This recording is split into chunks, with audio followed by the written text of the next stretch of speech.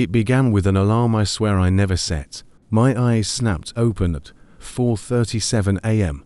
The bedroom still cloaked in shadows. I lay there for a moment, convinced my flight was scheduled for tomorrow. The screen on my phone glowed. Flight 320 to San Francisco. Departure 6:15 a.m. Panic sent my heart hammering. I'd promised myself I'd leave plenty of buffer for this trip, a conference, a few client meetings, a chance to pitch my new product, and yet I was still in my jeans, scrambling to button my shirt, tossing essentials into my carry-on. In the kitchen, I choked down a granola bar and a gulp of lukewarm coffee. There was no time for precision. My suitcase rattled with chargers, notebooks, prototype parts for a smartwatch face I'd been refining for months. Outside, the city was already alive. Streetlights winked out one by one as dawn approached. I flagged a cab, checked my watch, and tried to steady my breathing. The meter clicked past $20 faster than I liked. Every red light felt personal, every stop sign an accusation. At JFK, I nearly sprinted through Terminal 4. The air smelled like pretzels and sanitizer. A scrolling board flashed departures in frantic increments. 6:05, 6:10, 6:15. I reached the gate just as they called for final boarding. The line had all but disappeared, leaving one last passenger, me. I heard a woman behind me gasp, "That's him. Last seat." I pushed my bag down the jet bridge, breathless, and tripped into the aircraft. A flight attendant waved me toward 23C.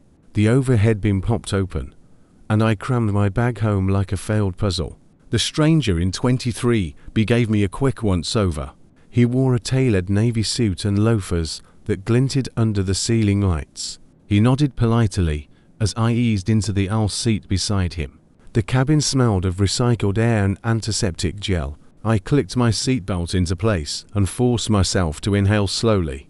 We both stared ahead, as if that was easier than making small talk. A few minutes later, the engines roared. The safety video buzzed through the speakers. Finally, in mid-silence, I opened my laptop and propped it on the fold-down table. My screen was filled with lines of code. I was debugging an app interface I intended to unveil later that day. The stranger glanced at the sticker on my laptop lid, an obscure logo from an open-source community. "That's the language you're using?" he asked, his voice low but curious. I froze, realizing I was drenched in sweat from more than just the morning rush. I nodded. "Yeah, it's niche." He smiled, relaxed in that way some successful people do, calm, measured. "I built my first prototype in that language, back when I was tinkering in my dorm room." "My name's David."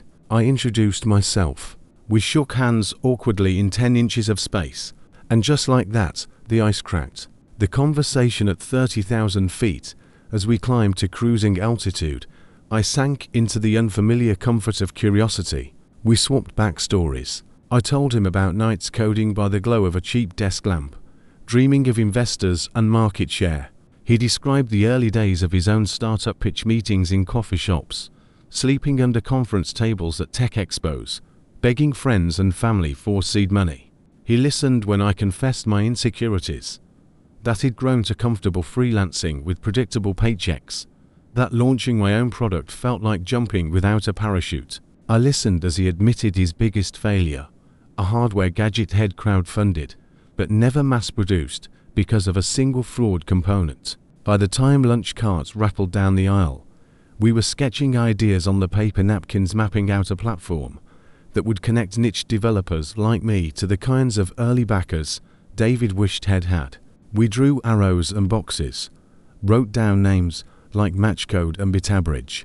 The hum of the engines almost faded. When the coffee cart rolled by, I ordered 2 espressos. The flight attendant raised an eyebrow at our scribbles. "Looks important," she said with a wink. "It is," we replied in unison. From napkin to whiteboard, touchdown at San Francisco International felt less like an arrival and more like stepping into a new reality. We parted at the gate, promising to meet later that afternoon at a cafe with better Wi-Fi. I found my rental car and drove through the city's winding streets, replaying our conversation in my head. That evening, we gathered in a brightly lit co-working loft. The walls were papered with post-its in every neon color. A whiteboard stood front and center, waiting for our collective mess of thoughts. We moved from napkin sketches to digital mock-ups, transforming half-legible doodles into wireframes. I was the energy younger, restless, obsessed with features and user flows. He was the structure experienced, patient, always asking, what's the user's end goal? We debated equity splits, incorporation dates, even potential names. We joked about dividing up responsibilities as though we were forming a medieval guild. He'd be the chief visionary. He'd be the master builder.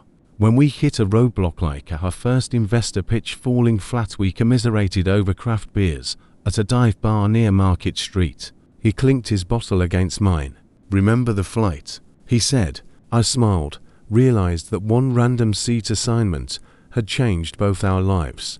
Trials, triumphs, and turbulence. The weeks that followed were a blur of prototypes and pivot points. We rented a small office above a deli.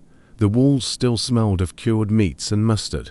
With 2 interns in tow, we coded through sleepless nights, fueled by caffeine and whiteboard markers. We survived server outages, data migrations gone wrong, and that time the building's power went out mid-demo. Through every setback, I remembered our first meeting. At 30,000 feet, we'd trusted a stranger's glance and a shared laptop sticker.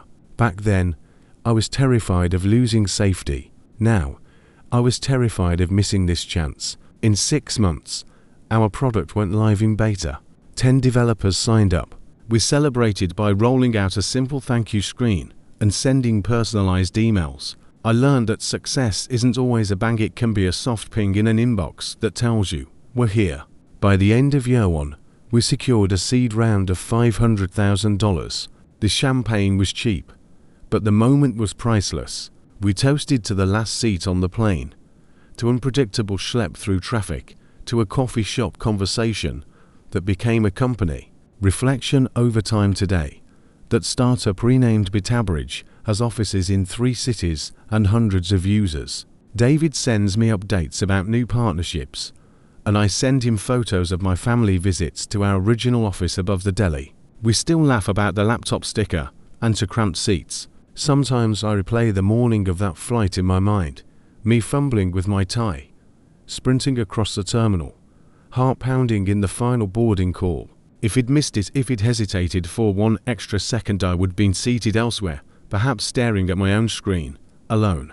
Chaos isn't always an enemy. Randomness isn't always a setback. The last seat on the plane was a doorway to something I never could have planned for. Moral life, small misadventures, oversleeping, spilled coffee, taxi detours sometimes feel like betrayals, but they can be disguised gifts. Chance collisions, like sharing an aisle seat with a stranger, often become the hinge upon which fortunes turn. If you're waiting for the perfect plan, you may miss the perfect opportunity. Embrace the chaos that nudges you off your script. Say yes to the last minute, the unplanned meeting, the unexpected handshake. Because when you step into that random seat, you might just meet the person who reshapes your future.